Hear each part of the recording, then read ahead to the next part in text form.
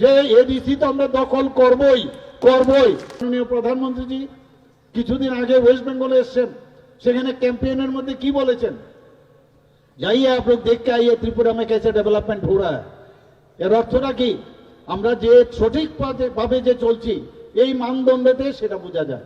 বন্ধুগণ, আপনারা জানেন মিজোরাম এবং গোয়ার পরে ত্রিপুরা আজকে পূর্ণ সাক্ষরতা আজকে স্টেট হিসাবে ডিক্লেয়ার করা হয়েছে বন্ধুগণ। এবং সেখানে কিন্তু লোক সংখ্যার যদি আমরা হিসাব দেখি, সেখানে আমরা মিজোরাম এবং গোয়ার থেকে আমরা অনেক বেশি। তারপরে আমরা কিন্তু 95.6% আমরা কিন্তু সেই সাক্ষরতার দিক দিয়ে আমরা অনেক বেশি উপরে আমরা চলে এসেছি। আজকে ডিরেগুলেশনের বিষয়ে আজকে মাননীয় প্রধানমন্ত্রী চিফ সেক্রেটারিরা গিয়েছিলেন, সেখানে প্রথম স্থান এই ডিরেগুলেশনের মধ্যে ত্রিপুরা ফার্স্ট হয়েছে ডিরেগুলেশনের মধ্যে। এর জন্য মাননীয় প্রধানমন্ত্রীজি আমাদের চিফ সেক্রেটারি মহোদয়কে ধন্যবাদ দিয়েছেন। শুধু তাই নয়, কালকে আমাকে এক সেক্রেটারি বলছেন বিহার থেকে, উনাকে বলেছেন যে আপনারা ফুল টিম আপনারা আসুন, কিভাবে এত তাড়াতাড়ি সম্ভব হয়েছে সেটা আমাদেরকে আপনারা শেখান। আমাকে বলছিল বিহারে, আমি বললাম বিহারে আমরা কেন যাব, উনাদেরকে বলুন আমাদের এখানে আসতে।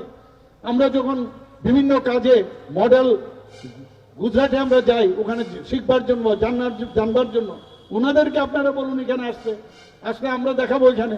তো উনি বললেন ঠিক আছে।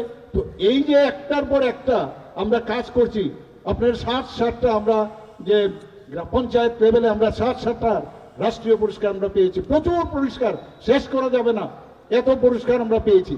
ত্রিপুরা, নতুন ত্রিপুরা, আমি যেটা বারবার বলছি, আমরা নতুন ত্রিপুরা আগামী দিন আমরা করতে যাব, কিন্তু সেটা একমাত্র সম্ভব হবে আপনারা, বিশেষ করে জনজাতি সবাই যদি ভারতীয় জনতা পার্টির প্রতি আস্থা থাকে, এবং আপনাদের আস্থা বাড়ছে এখন, আপনাদেরকে ভুল বোঝানো হয়েছে এতদিন, এবং আগামী দিন আমি নিশ্চিত যে এডিসি তো আমরা দখল করবই করবই।